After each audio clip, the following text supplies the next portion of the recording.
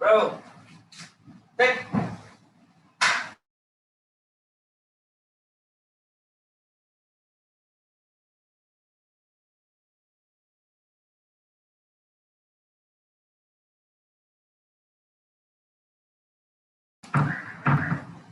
Good morning, everybody.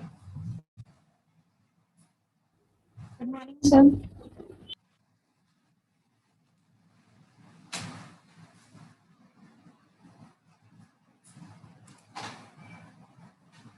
Good morning, sir. Morning.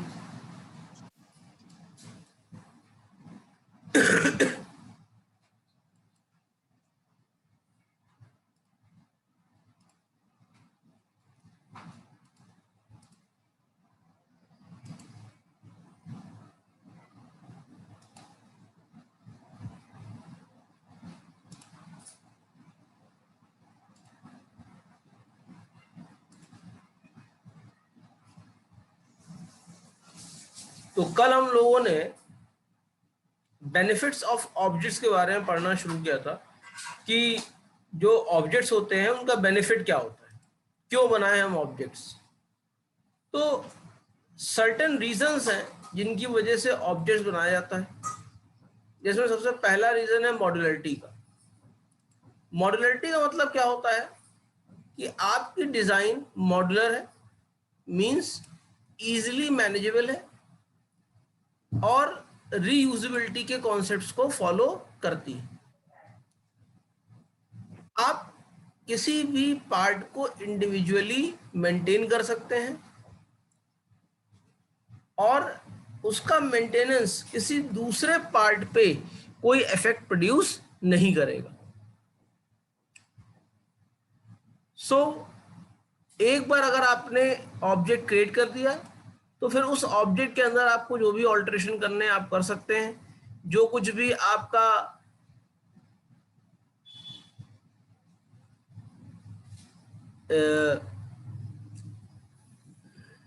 जो कुछ भी आप चेंजेस करना चाहेंगे वो चेंजेस आसानी से हो जाएंगे। उसके अलावा आपके जो चेंजेस हैं वो दूसरे डिजाइन से या दूसरे मॉड्यूल से कोई भी अफेक्टेड नहीं होंगे। तो मॉड्युलरिटी का कॉन्सेप्ट ये है। अगर हम लोग देखें तो हम लोग अपने घर में भी मॉड्यूलर डिजाइन यूज करते हैं। मॉड्यूलर किचन का नाम सुना होगा आपने। आपका टेबल मॉड्यूलर्स होती हैं जिसमें आप रूफ टॉप अलग कर सकते हैं, टेबल टॉप अलग कर सकते हैं। तो मींस मॉड्युलरिटी वहीं से आई कि आप किस तरीके से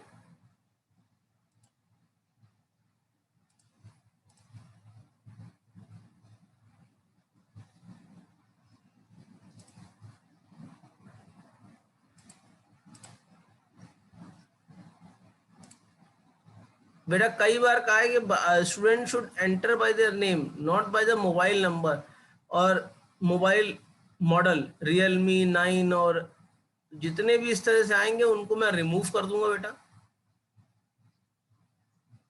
इसलिए आप अपने नाम से ही एंटर करिए रूम में। तो ये आपका होता है मॉड्युलरिटी। दूसरा होता है इंफॉर्मेशन हाइडिंग के बारे में। हम जब ऑब्जेक्ट क्रिएट करते हैं तो ऑब्जेक्ट के अंदर कई मेंबर्स होते हैं जो आउटर वर्ल्ड से इंटरेक्ट तभी कर सकते हैं जब हम ऑब्जेक्ट को यूज करें। यानी ऑब्जेक्ट्स के मेथड्स को यूज करने पर हम उसके मेंबर्स को यूज कर सकते हैं। हम डायरेक्ट मेंबर्स को एड्रेस नहीं कर सकते। This is one of the things that is used for hiding the content.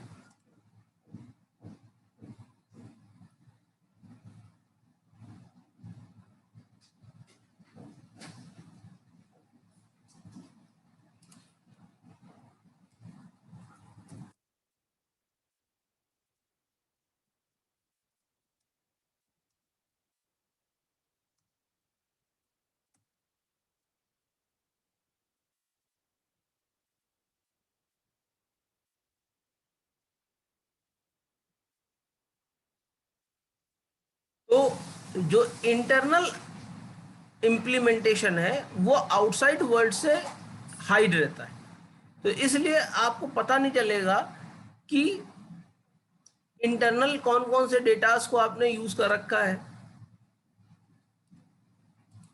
जब तक कि आप ऑब्जेक्ट के थ्रू उस क्लास के अंदर के अंदर नहीं आते। तो ऑब्जेक्ट आपके लिए एक पैसेज प्रोवाइड करता है जिससे आपका इंटरेक्शन शुरू हो सकता है उन कंपोनेंट से जो कंपोनेंट्स आपके क्लास के अंदर डिफाइन किए गए। तो दो काम के लिए यूज हुआ, पहला मॉड्यूलरिटी, दूसरा इंफॉर्मेशन हाइडिंग। अगर तीसरा देखें तो कोड रीयूज का बात हो रही है। कोड रीयूज का मतलब है कि अगर पहले से ही कोई ऑब्जेक्ट ऑलरेडी एग्जिस्ट कर रहा है जो किसी और सॉफ्टवेयर का है, तो हमको दोबारा उस चीज को क्रिएट करने की आवश्यकता नहीं पड़नी चाहिए।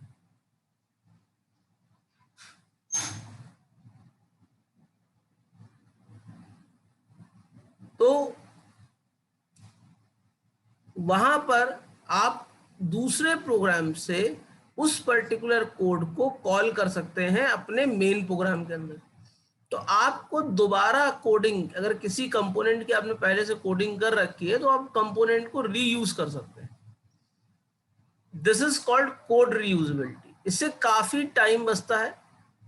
मान लीजिए आपने कोई कंपोनेंट पहले से चेक कर लिया है, टेस्ट कर लिया है, आप उसको दोबारा यूज करना चाहते हैं, तो in spite of creating new instance या न्यू कोड, आप पुराने कोड को यूज कर सकते हैं क्योंकि वो टेस्टेड है, डिबग्ड है।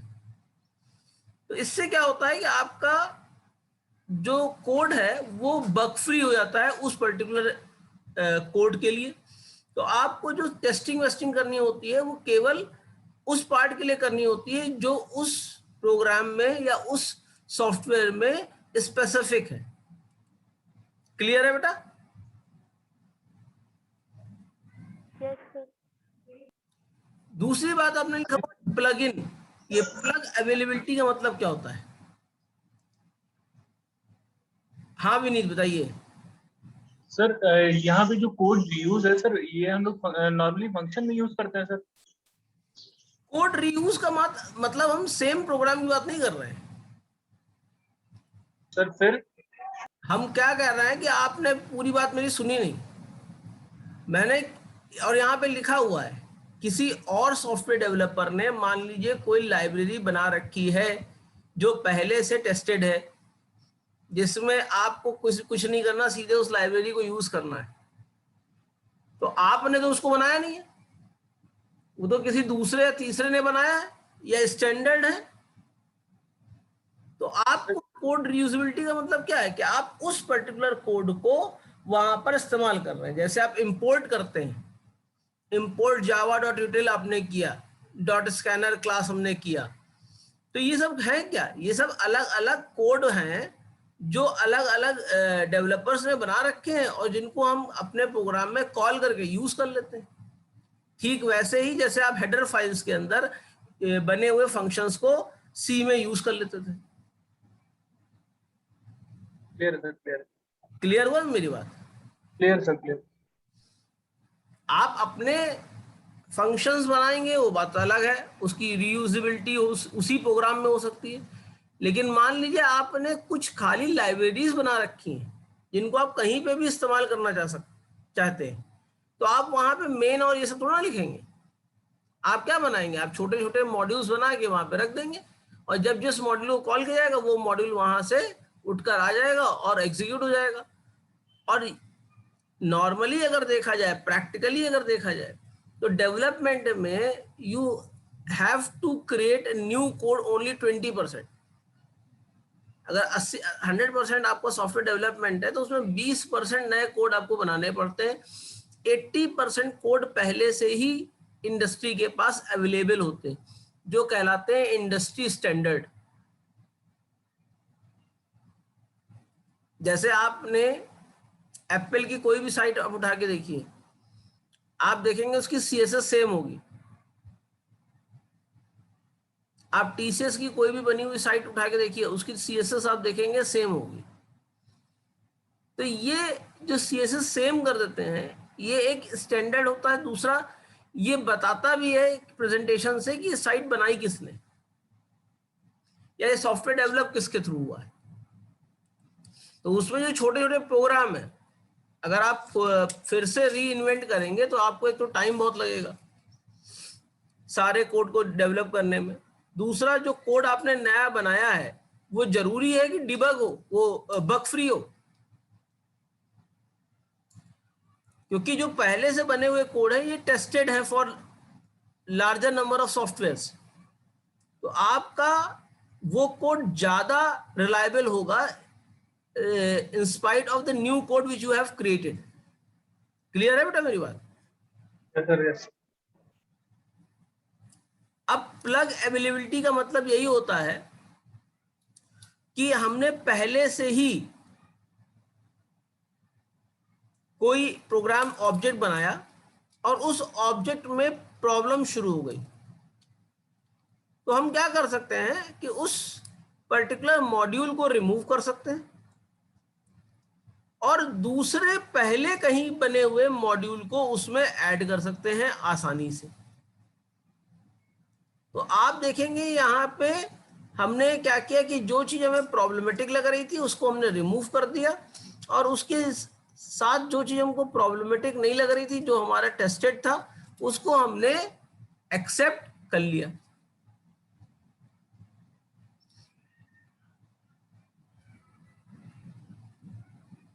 क्लियर है बेटा? प्लगइन्स आपने देखे होंगे कि अक्सर प्लगइन्स में प्रॉब्लम आती रहती है, हम जावा में यूज करते हैं, या आपने किसी एप्लीकेशन में देखा होगा कि उसमें पर्टिकुलर प्लगइन प्रॉब्लम कर रहा है तो आप दूसरा प्लगइन जो है इंस्टॉल कर लेते हैं। प्लगइन क्या है? एक तरीके का लुक एंड फील प्रोवाइडर होता है, जहां से आपको लुक और फील प्रोवाइड हो रही होती है और कोई फंक्शनैलिटी उसके थ्रू आसानी से कंडक्ट की जा सकती है। क्लियर है? Yes, sir. Yes, sir. अब बात करेंगे क्लासेस की। क्लासेस कुछ नहीं होते हैं, they are the collection of same type of, they are a collection of different variable which are collide या collaborated together for performing certain task। जैसे अगर हम देखें तो आपका इस समय ऑब्जेक्ट ओरिएंटेड का क्लास चल रहा है। आप सब लोगों में एक चीज कॉमन है कि आप सब लोग ऑब्जेक्ट ओरिएंटेड की क्लास को पढ़ रहे हैं। कोई जो है पाइथन नहीं पढ़ रहा है, कोई जो है दूसरी चीज नहीं पढ़ रहा है, सब लोग क्या पढ़ रहे हैं? ऑब्जेक्ट ओरिएंटेड प्रोग्रामिंग पढ़ रहे हैं। तो हमने आपको क्लब किया इस प्रॉपर्टी के हिसाब से। क्या आप MCA जो है सेकेंड सेमेस्टर है, आपको इस प्रॉपर्टी के हिसाब से क्लब कर दिया गया।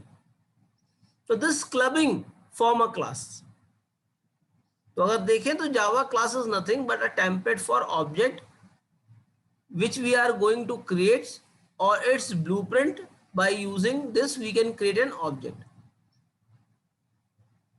In simple word we can say it's a specification or a pattern which we define, and every object we define will follow that pattern. मतलब जो उसका मोटिव है उन ऑब्जेक्ट्स को आपस में कंबाइन करने का, वो कॉमन होगा। ठीक है?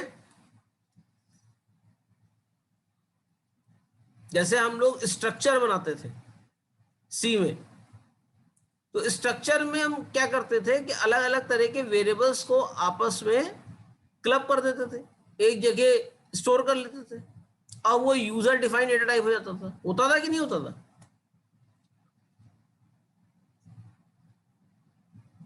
लेकिन स्ट्रक्चर के पास एक प्रॉब्लम होती है, स्ट्रक्चर केवल वेरिएबल्स को स्टोर कर सकता है, मेथड्स को नहीं स्टोर कर सकता, जबकि क्लास मेथड्स को भी स्टोर कर सकता है। This is a basic difference between class and structure. Clear है मेरी बात?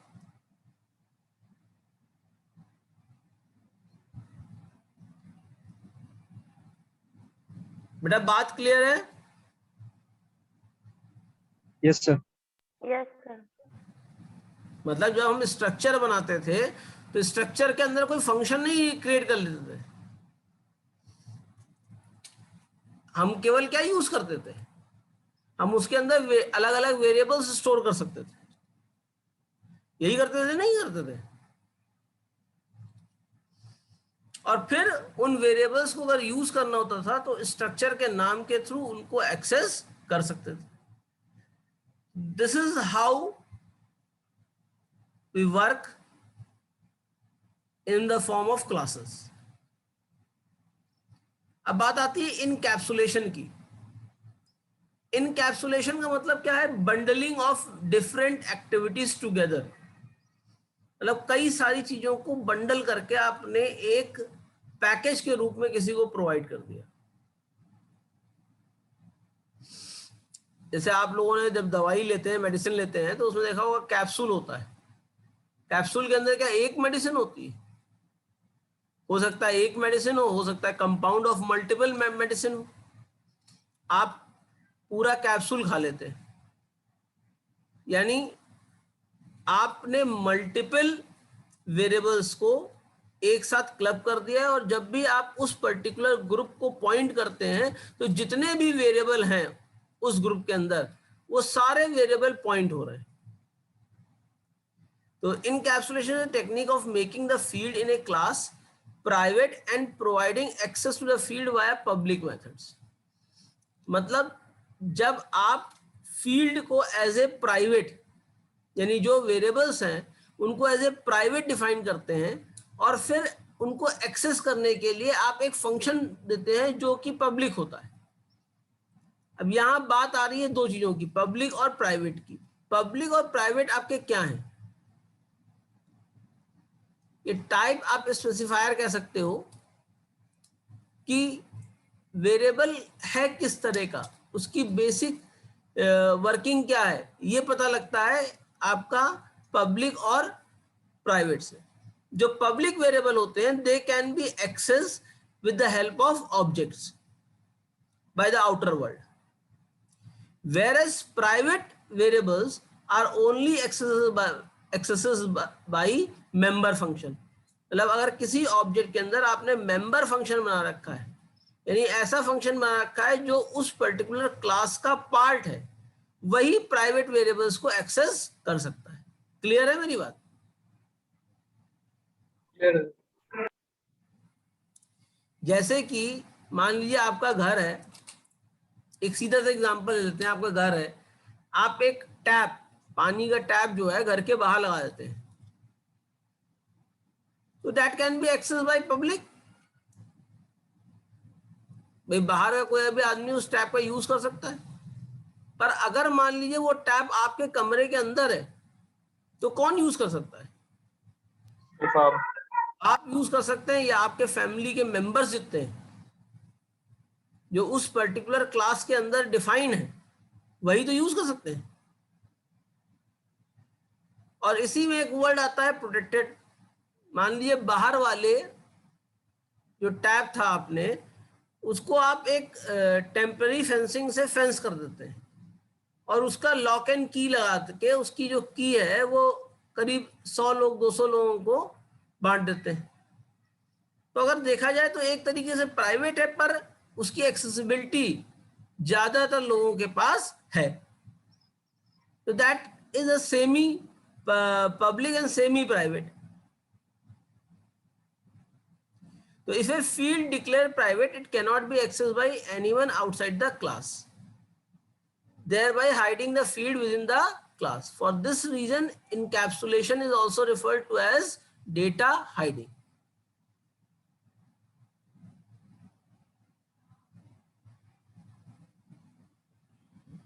Clear है बेटा?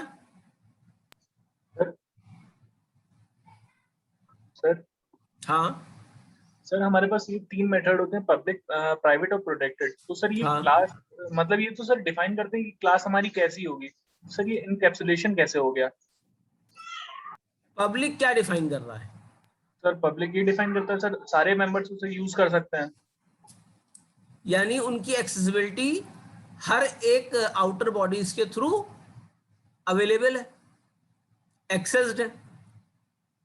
जबकि प्राइवेट अगर आपने डिफाइन कर लिया है तो उनको किसके थ्रू आप एक्सेस कर सकते हैं? सर जो मेंबर्स हैं जिनको सर हम अलाउ करेंगे सर वही यूज कर भाई सकता है। जिनको अलाउ नहीं करेंगे, मान लीजिए किसी आउटर वर्ल्ड को आपको अलाउ करना है, हमने एक प्राइवेट ए और प्राइवेट बी दो वेरिएबल डिफाइन कर दिए, ठीक। अब हम चाहते हैं कि हमारा एक फंक्शन है एक्स वाई जेड, जो हमने फंक्शन जो है डिफाइन नहीं किया है क्लास के अंदर। अब प्राइवेट से इसको कैसे एक्सेस करेंगे?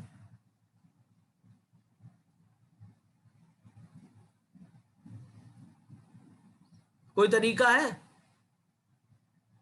सर कोई तरीका नहीं है। तो फिर आप कैसे कह रहे हो कि हम उसको एक्सेसिंग के बारे में बात कर रहे हैं? ठीक है सर, ठीक है। जैसे आपने कभी भी देखा होगा पब्लिक स्टैटिक वॉइड मेन लिखते हैं, कभी प्राइवेट स्टैटिक वॉइड मेन क्यों नहीं जावा में लिखते हो? सर पता नहीं सर ये हमेशा पब्लिक क्यों होता है? सर क्योंकि सर हम उसे सबको यूज कर रहे हैं कि एक्सेसिबिलिटी देना चाहते हैं। क्यों देना चाहते हैं भाई? इससे आपकी सिक्योरिटी कंप्रोमाइज नहीं हो रही है? कभी भी आपने प्राइवेट नहीं देखा होगा, प्राइवेट स्टैटिक वॉइड मेन करके, तो उसमें डिफरेंस क्या आ जाएगा?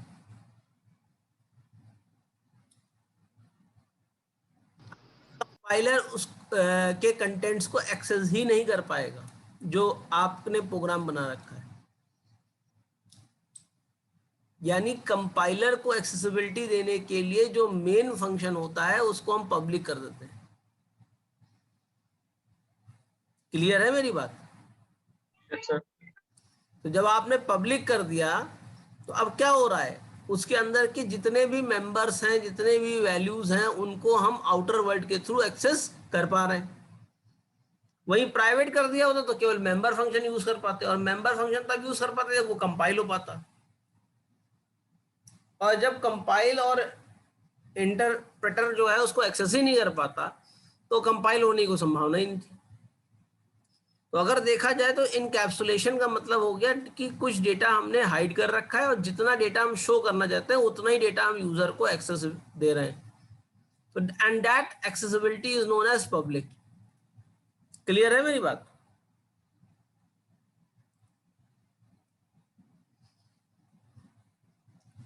क्लियर है बेटा ये बात? Yes sir.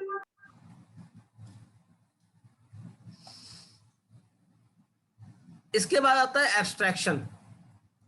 अब एब्स्ट्रैक्शन को अगर बहुत ही सिंपल वर्ड में समझे तो हम अगर पंखा यूज करते हैं, फैन यूज करते हैं, तो हमको ये मालूम है कि बटन स्विच ऑन करो और फैन अपना काम करना शुरू कर देगा, यही तो मालूम मुझे।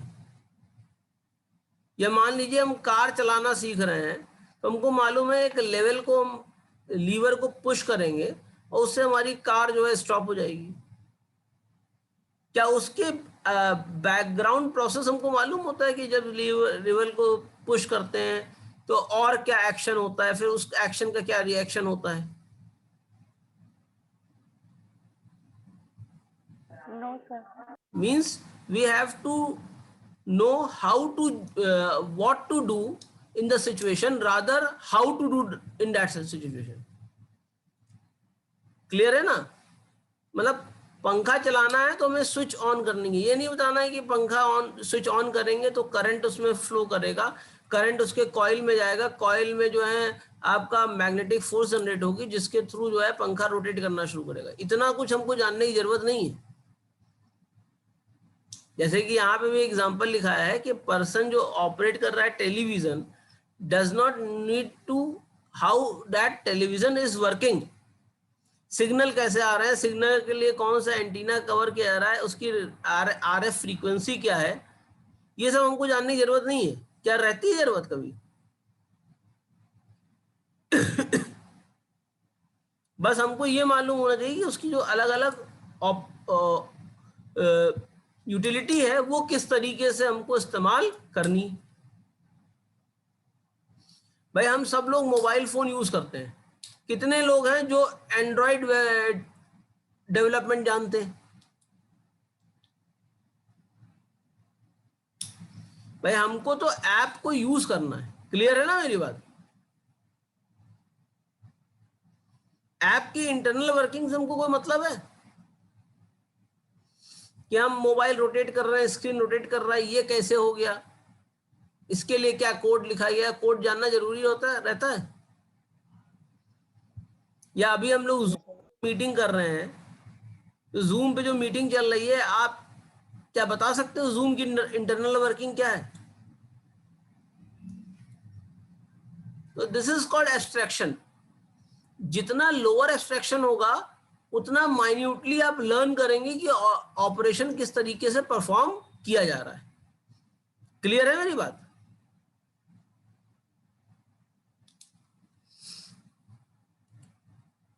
क्लियर है बेटा मेरी बात?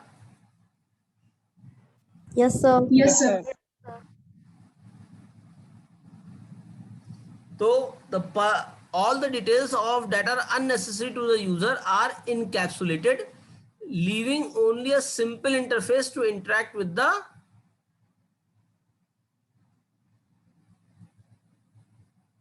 and providing a user with only what they need to know. This is known as abstraction. Clear है? जैसे आपके 15 क्विज होती हैं, 15 सरप्राइज होती हैं, 5 क्विज होती हैं। अब इसमें मार्क्स कैसे कैलकुलेट किए जाते हैं ये अब आपको नहीं मालूम, ना हम मालूम करने के लिए आपसे कहते हैं कि आप इसको मालूम करिए। तो एक तरह से एब्स्ट्रैक्शन लेवल है कि आपने सारे टेस्ट दिए हैं, अच्छे टेस्ट दिए हैं, तो अच्छे मार्क्स आपके आएंगे। क्लियर है बेटा?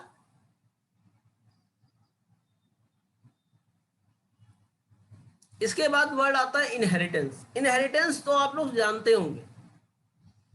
What are inheritance?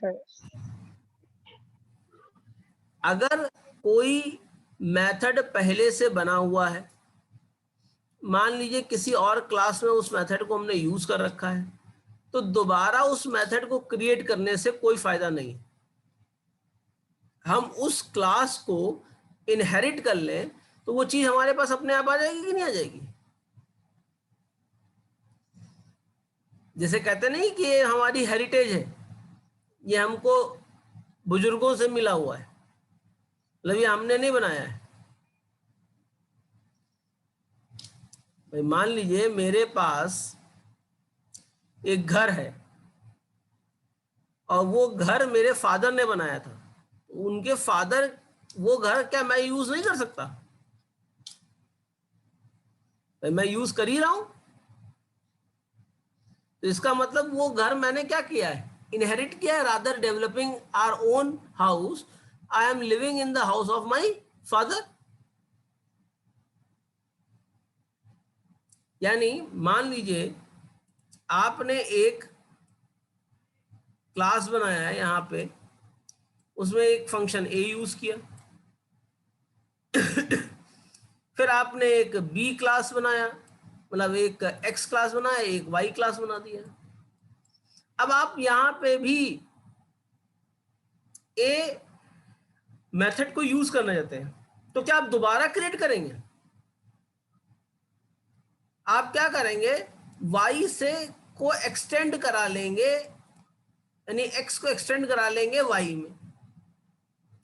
तो x अपनी सर्विसेज कहां तक दे रहा है? y तक दे रहा है कि नहीं दे रहा है?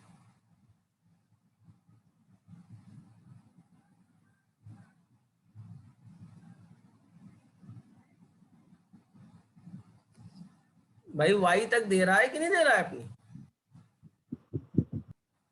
Yes, sir.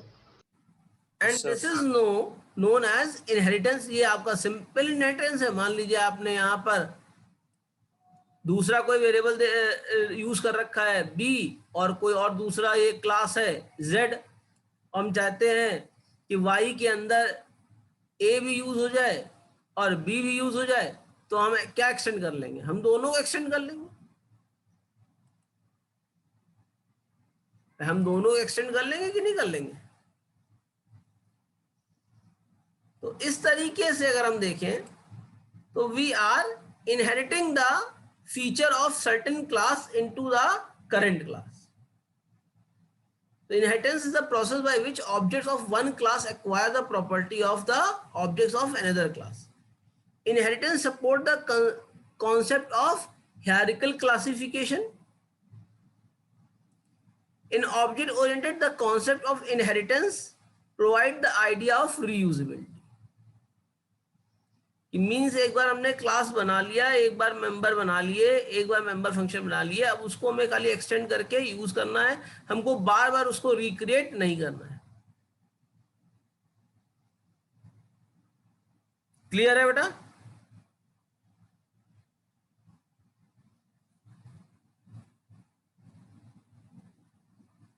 देखिए अभी यस सर. 5 लोगों ने अटेंडेंस नहीं डाली है. अगर अटेंडेंस आपने नहीं डाली तो आप ये मत मुझसे कहिएगा कि अटेंडेंस जो है आप सर लगा दीजिएगा, मैं लगा नहीं पाऊंगा. तो आपने आप देख लीजिए किन 5 महान आत्माओं ने अपनी अटेंडेंस नहीं लगाई है.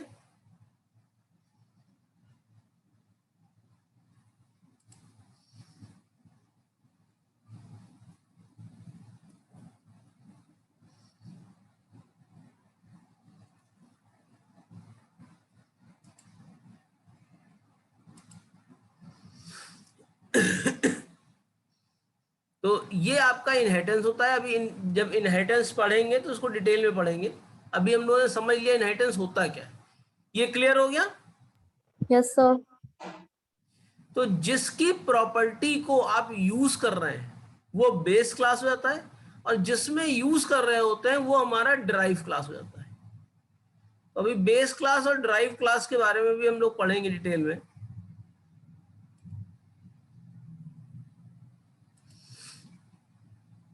इसके बाद आता है पॉलीमॉर्फिज्म. पॉलीमॉर्फिज्म का मतलब क्या है कि one interface with multiple implementation.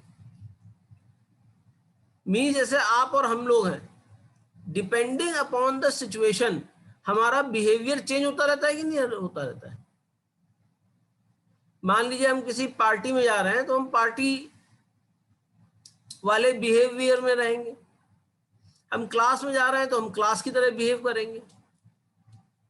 तो हैं तो हम एक ही ना, पर हम अलग अलग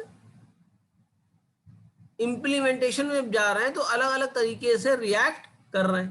क्लियर है मेरी बात? Yes sir. अगर हम बात करें, यहाँ पे एक फिगर बनी हुई है शेप.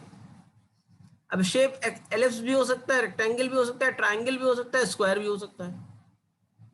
मतलब शेप कैन बी एनीथिंग. हो सकता है कि नहीं हो सकता है?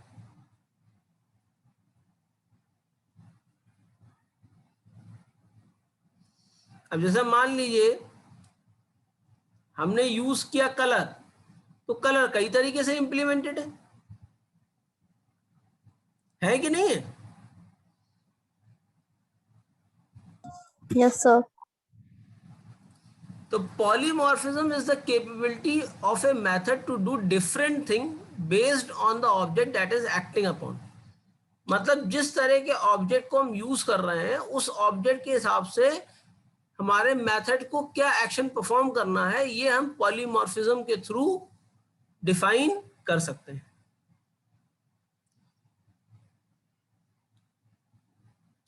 It is a feature that allow one interface to be used for general class of action. It is an operation may exhibit different behavior in different instances.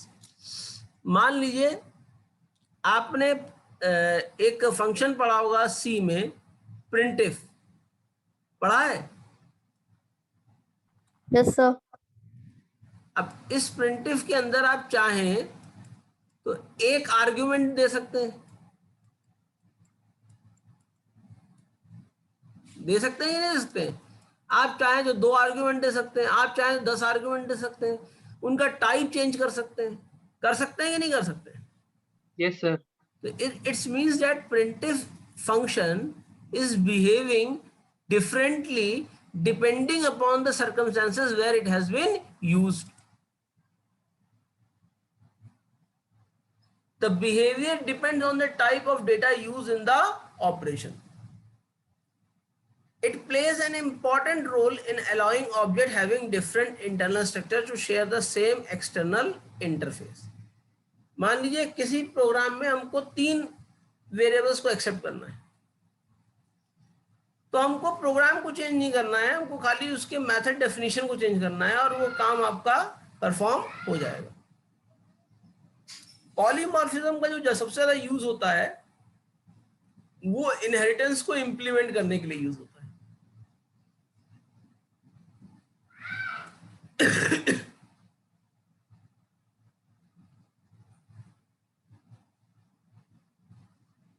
तो जावा architecture neutral क्यों है? ये हम लोगों ने पिछली बार पढ़ा था कि सबसे पहले हम सोर्स कोड लिखते हैं। सोर्स कोड का जो एक्सटेंशन होता है वो क्या होता है? .java। अब जावा नाम के जो एक्सटेंशन होता है, जैसे सी में एक्सटेंशन होता है .c, उसी तरह जावा फाइल का एक्सटेंशन होता है .java। अब इसको आप सी में कंपाइलर क्या था? TC, टर्बो सी था कंपाइलर? No sir. कंपाइलर है यहाँ, क्या कंपाइलर का नाम है? जावा सी, मतलब Java compiler is called Java सी। अब जावा सी के थ्रू जो .java फाइल है ये .class फाइल में कन्वर्ट होती है। क्लास फाइल के अंदर क्या होता है? क्लास फाइल के अंदर रॉ कोड होते हैं जिन्हें हम लोग बाइट कोड के नाम से जानते हैं, और इसको हम लोग एक्सटेंशन होता है .class। इसके बाद JVM जो जावा वर्चुअल मशीन होती है वो अलग अलग इंटरफेस की अलग अलग, तो जिस इंटरफेस की आप JVM यूज कर रहे हो उस इंटरफेस बाइट कोड अपने आप एग्जीक्यूट हो जाएगा, उसमें कोई भी ऑल्टरेशन करने की जरूरत नहीं है। यानी यहाँ पर जस्ट इन टाइम का कॉन्सेप्ट यूज किया जाता है कि उस समय जो भी आपका एक्सटर्नल इंटरफेस होता है उसके हिसाब से आपका कोड कंपाइल होना शुरू हो जाता है, इंटरप्रेट होना शुरू हो जाता है। क्लियर है?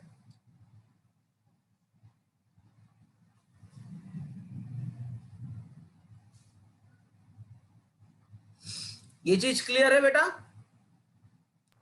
Yes sir. Yes sir.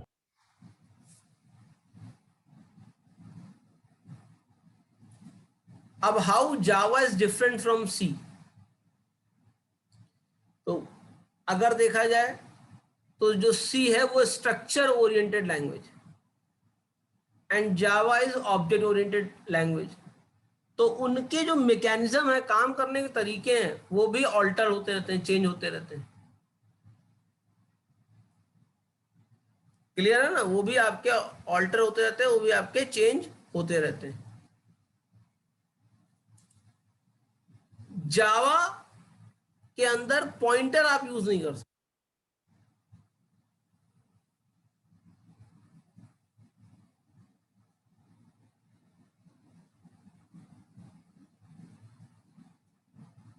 और जावा के अंदर प्री प्रोसेसर नहीं होता है, जैसे hash define, hash include, hash if def. इसकी जगह हम लोग क्या करते हैं? इंपोर्ट फंक्शन यूज करते हैं। इंपोर्ट के थ्रू हम क्या करते हैं? अलग अलग पैकेजेस को अपने मेन प्रोग्राम के अंदर इंक्लूड कर लेते हैं, तो हैश का यूज नहीं होगा इसमें। जावा के अंदर स्ट्रक्चर्स, यूनियन या इन्यूमरेटेड डेटा टाइप्स नहीं होते। जावा कभी भी जो कीवर्ड्स हैं like go to, size of, type def, इनको यूज नहीं करती। जावा के अंदर केवल 2 लेबल्ड स्टेटमेंट होते हैं, that is break and continue. Java add many features required for object-oriented programming, such as inheritance, which is not supported in C, and other